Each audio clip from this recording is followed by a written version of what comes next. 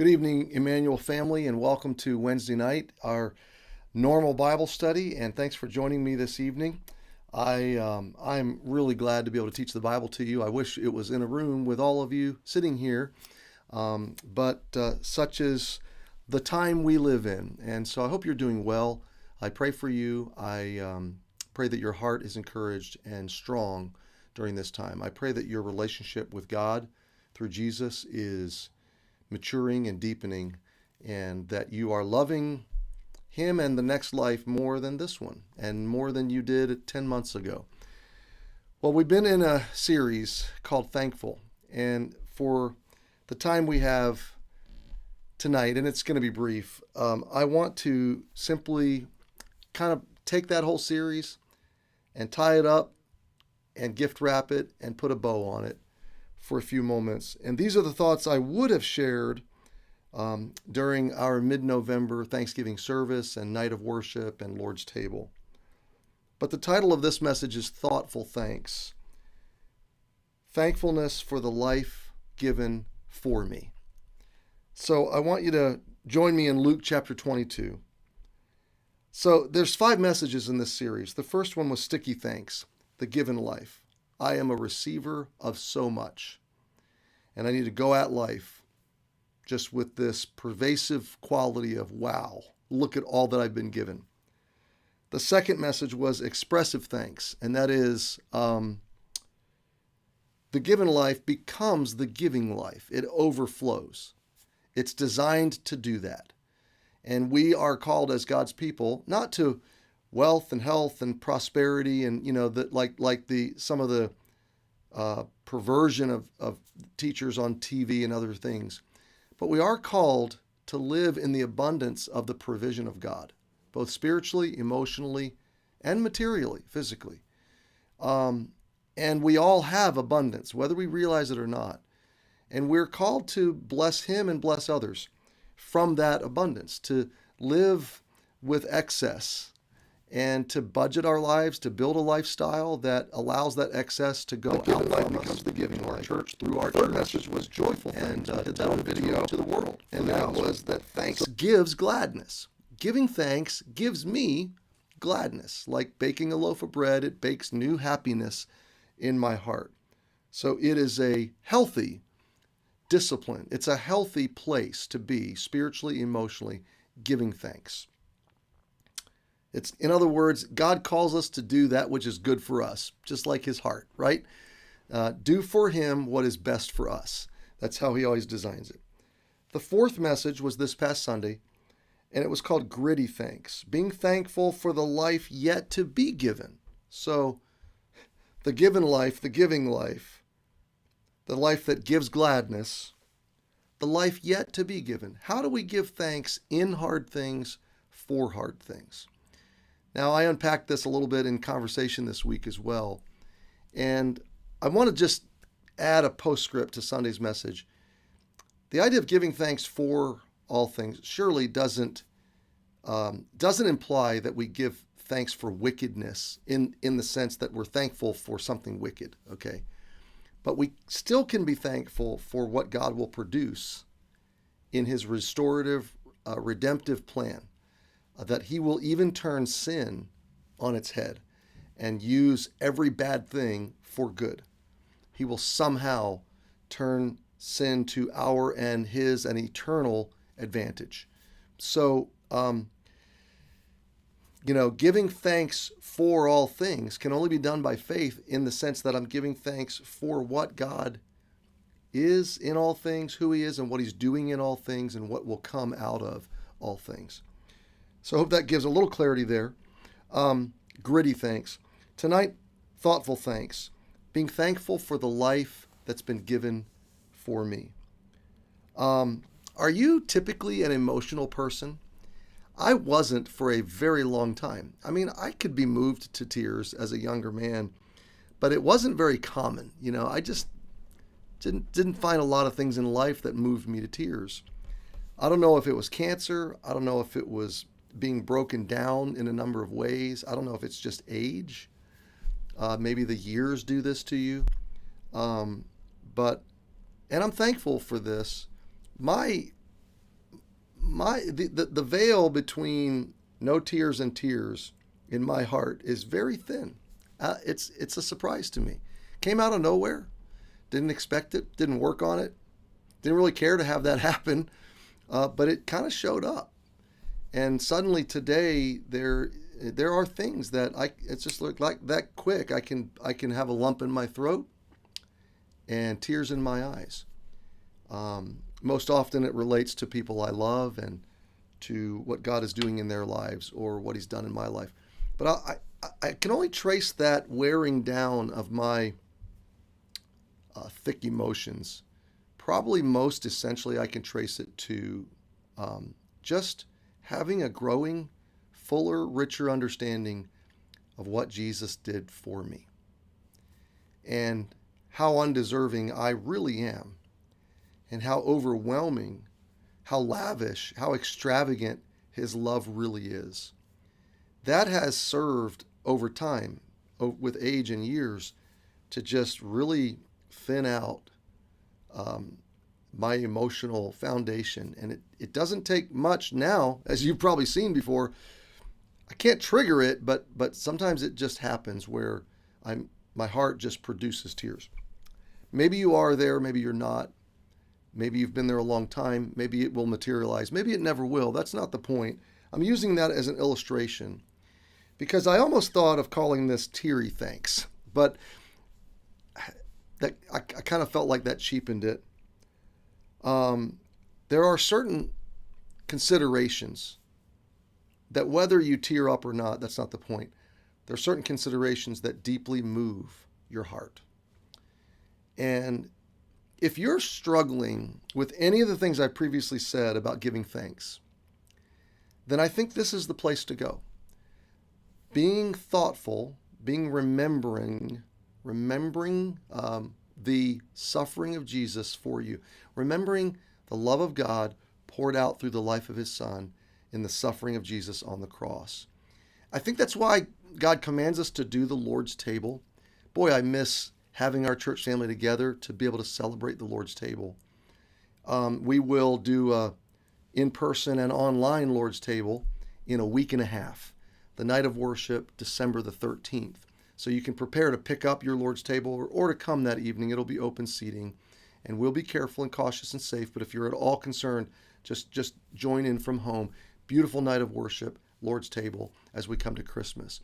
But I think the Lord knows that our hearts are designed to be moved by love, that our growth, that our service, that our generosity, that all the good things, the work of his Spirit in our lives, the fruit of his Spirit, is to be fertilized and produced and driven forward by love and in love. And you can't command yourself to love, at least not in an emotional sense. You probably can in an actionable sense, but isn't it great when the emotions produce the action? Isn't it great when the inspiration and the motivation comes from your core, and then the action is a result of the natural desires, the natural moving of your core? You've heard me say, I've heard others say, love is doing, love is an action. Love is not a feeling or an emotion. I don't know that that's wholly appropriate or correct, because I think real love is both. It's a deeply felt, authentic emotion at your core that can't be contained in your core, that comes up and comes out, and it must be expressed. It must be responded to. It must be poured out. So love just held within, that's not real love. It's maybe incomplete or insufficient or immature love or new love. But if it's mature, if it's growing, if it's real, it's going to work its way out. You're going to have to express that love. Well, Jesus said he wants us to remember, this do in remembrance of me, the Lord's table. He wants us to never get very far from the foot of the cross. He wants us to always come back in our heart and spirit to what he's done for us. And the very impact of that is to bask not in the guilt and shame, okay, that drove him there on my behalf, because he took my guilt, but to bask in the love poured out. my undeservedness is certainly a part of that. But to let the cross cast the glow of God's love onto my psyche, onto my heart, and to immerse and to marinate my heart in it, it's a moving consideration. It's a thoughtful process that produces thankfulness. And if you're ever struggling to be thankful, to find a reason to give thanks, run to the cross and pour your heart there and plant your spirit there and let your mind meditate on the ways that Jesus poured out his love for you on the cross. So the text I want to look at for a few minutes is Luke 22. Then came the day, verse 7. Then came the day of unleavened bread, when the Passover must be killed. And he sent Peter and John, saying, Go and prepare us the Passover, that we may eat. And they said unto him, Where wilt thou that we prepare? And they said unto him, Where wilt thou that we prepare? And he said unto them, Behold, when you're entered into the city, there shall a man meet you, bearing a pitcher of water. Follow him into the house, where he entereth in. And ye shall say unto the goodman of the house, The master saith unto thee, Where is the guest chamber, where I shall eat the Passover with my disciples? And he shall show you a large upper room furnished. There make ready. Now, the first thought I want to share with you is that Jesus prepares all things for me. There's a preparedness in this picture that's striking. Jesus is now on his last day of life. Okay. He is not going to be alive even 24 more hours from this moment, maybe 25, 26 more hours. One day from this account of him sending his disciples to set up this room and prepare the Passover, he's going to be hanging on the cross, and he knows it. And he's going to be the Passover lamb. Now, how would you spend your last day? If you knew this was your last day, how would you spend it? Jesus decides to spend his last day bringing into fruition a very prepared set of details. And I love it. He later is going to say he desired, and we'll see that in a minute, to have this meal with his disciples. But he wants to celebrate the Passover that he's about to fulfill, that he's about to become. He wants to celebrate it with those that he loves, those that he is closest to. And he has prepared it. He's prepared every detail of this day. Think about it. Go into the city. A man's going to meet you. He's going to be carrying a pitcher of water, like the detail. Follow him into his house. Say to him, to the goodman of the house, and it's very likely that Jesus had prearranged and said, I'm going to send my disciples, I want to use your room, and that this was a friend of Jesus that he had prearranged to make available. But the pitcher of water, the servant, the man, the goodman of the house, the master, and getting the room ready, all of this is pre-planned. And I just love this because Jesus not only pre-planned his suffering in this last night and this Passover, he's pre-planned every circumstance of your day. And every opportunity before you, and every interaction, and every life you come into contact with, he's pre-planned these things. And so you can go through today, in this life, in this week, and this season, and you can rest in the fact that your life is in providential care, okay? That God's sovereign plan is unfolding in your life as you follow him, and as you're living in him, for him, to his glory. So Jesus prepares all things for me. I want you to see, secondly, Jesus desires me to the point of suffering. Look at what he says, verse 14. So verse 13, they went and found, as he said unto them, and they made ready the Passover. So just as he promised, everything. Now remember, the bottom's about to fall out on their expectations. They don't know what's coming next. They have no clue. Well, they do have a clue. They just haven't accepted it. Okay. They know Jesus. They believe, they want Jesus to set up a kingdom, to deliver them. They want him to go into Jerusalem and become the king. He's going to go into Jerusalem and die. And in dying, he's going to smash all their hopes and dreams for 3 days until he resurrects. So things get worse before they get better, which is striking, just his providence and his love and care. And when the hour was come, verse 14, he sat down, and the 12 apostles with him. And he said unto them, with desire I have desired to eat this Passover with you before I suffer. For I say unto you, I will not any more eat thereof until it be fulfilled in the kingdom of God. With desire I have desired. We've taught this passage before. Maybe you're new since we've looked at it, but what a statement. He is doubling the desire, okay? It's desire squared. It's Jesus saying, I long to eat with you this Passover. I have yearned for this moment. And then he says, I won't do this again until we do it together in the kingdom, which includes you and me, okay? So that same desire with which he desired to share in this meal with his disciples, Jesus still has it. And that desire to sit at his table with you at the marriage supper of the Lamb and to serve you, it's mind-blowing to think Jesus is going to serve us this meal. It really just halts you. If you have nothing to give thanks for, just think about this.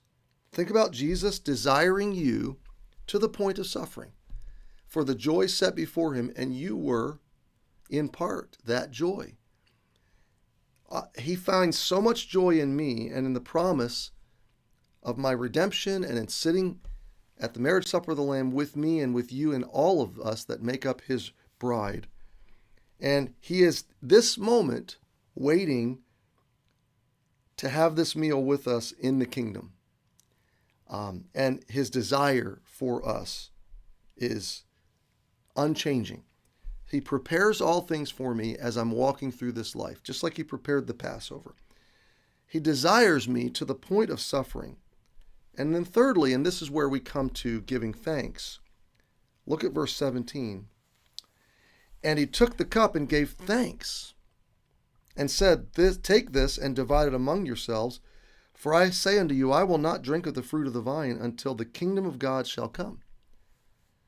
So he's serving them, they're drinking and partaking, he's not. And he's saying, I won't do this until the consummation of the kingdom, which again includes you and me.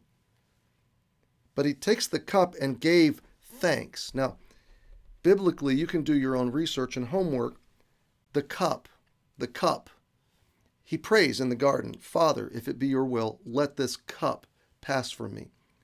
The cup being poured out, the cup being consumed, biblically is typically a picture of God's judgment or wrath. It's a picture of God's justice being executed, being poured out, okay? And for the Passover, it looked back on God's judgment being poured out on Egypt for not letting the Hebrews go when God said, let my people go. But the Passover pointed back to Egypt and God delivering and redeeming Israel out of bondage, but it points forward to Jesus. He is the ultimate lamb, the blood shed that protects me from destruction, from wrath.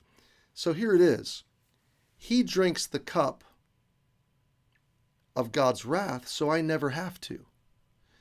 And he hands me the cup of the fruit of the vine as a remembrance, saying, this represents my blood. It represents me drinking the cup of God's wrath and judgment, your judgment, on your behalf. So it's Jesus drinking the cup of wrath so that he can hand me the cup of blessing. It's Jesus drinking the cup of judgment so that he can hand me the cup of grace, the cup of favor, the cup of God pouring out all of his extravagant love and goodness. Jesus suffered and he gave thanks. This is, we have a hard time keeping our minds and hearts in the thanks channel, in the channel of thanks. We're so easily tripped out of it. All it takes is, our cable TV to go down for a couple of hours, and we're frustrated. We lose our sense of who we are and where we are, and all the abundance and blessings we've been given. And Jesus, here he is, he's about to drink the cup of God's wrath for you and me, and he gives thanks. Verse 19, he does it again.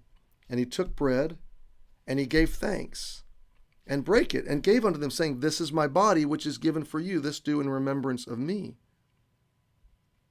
So, again, he breaks it, he serves it, he gives to them, and he says, this is what's going to happen to me. Just like the grapes will be crushed to make this wine, just like the bread is being broken to give to you and distribute to you, I'm going to be broken. This is my body. They're going to break me. I'm going to be poured out for you. Likewise, also the cup after supper, saying that this is the cup. This cup is the New Testament in my blood, which is shed for you. But behold, the hand of them that betrayeth me is on the table. So think of this with me as we close. Jesus thanked his Father for his provision, even on the night his suffering would begin. Lord, thank you for providing this. Thank you for this moment with my friends. Thank you for this bread and this wine. Thank you for your redemptive plan. Thank you that I could suffer to accomplish your redemptive plan. He thanked his Father for his friends in suffering. He loved those disciples. John said that he loved them to the end. He prayed for them. He prays for you. He's for you. He's with you. He's in you. All because of his suffering. Has it ever occurred to you that Jesus is thankful for you? That Jesus was thankful to suffer for you? That's mind-blowing. Thirdly, he thanked his Father for the harvest that his suffering would bring. This is what we talked about Sunday. Jesus could thank God for the suffering, knowing that there was joy that would come out of it. Fourthly, Jesus thanked his Father with full awareness of his suffering and betrayal. He's sitting there loving the one that will betray him, thanking God for the one that will betray him, fully aware of the betrayal that he's going to experience. And he's going to experience all the human emotions of that betrayal. He loves Judas, but he thanks his Father with full awareness of what he's walking into and the betrayal and suffering he's going to bear. So, I don't know about you, but what wells up within me as I consider these things is a kind of love and a kind of depth of gratitude that sometimes only can find tears to express. The words fail. Descriptions fail. Human language fails. We can't possibly comprehend how loved we really are. And so Jesus says, just keep coming back to remember, don't ever forget what I've done for you. Why? Because this remembrance will cause to well up within you a love and a gratitude that nothing else can. When you come into contact with Jesus on the cross, crowning you, it breaks you. It flattens you. It upsizes God's radical heart. It downsizes your sense of deservedness. It decreases you and it increases him in your life. And it moves you from merely being thankful for material things and circumstantial things to being thankful for something much deeper to someone much greater. Being thankful for something much deeper to someone much greater. I love this quote from D.L. Moody. My friends, there is one spot on earth where the fear of death, of sin, and of judgment need never trouble us. The only safe spot on earth where the sinner can stand, and that is Calvary. Now I know, likely you, and I know I have knelt before that cross in my mind many, many times. But because of that cross, after we collapse in humility, Jesus in love says, now you can stand in my presence, and now you can sit at my table, and now you can be my child, and now you can feast on all of the wealth of my riches, my goodness, my love, forever and ever and ever. So my friends, you are very well loved. And the more you... Thanks for joining me tonight. Let's close in prayer. Jesus, I thank you. Thank you for loving us. And I pray that my friends tonight have been encouraged and strengthened by this short visit to the cross. A thoughtful remembrance of your suffering for us, the life given for us. And help us, God, in the disruptive details of our lives, when we're struggling to find thanks, help us to run back to the cross where that gratitude will well up just organically because of the love we've been given. And we thank you for it in Jesus' name. Amen. Have a great night.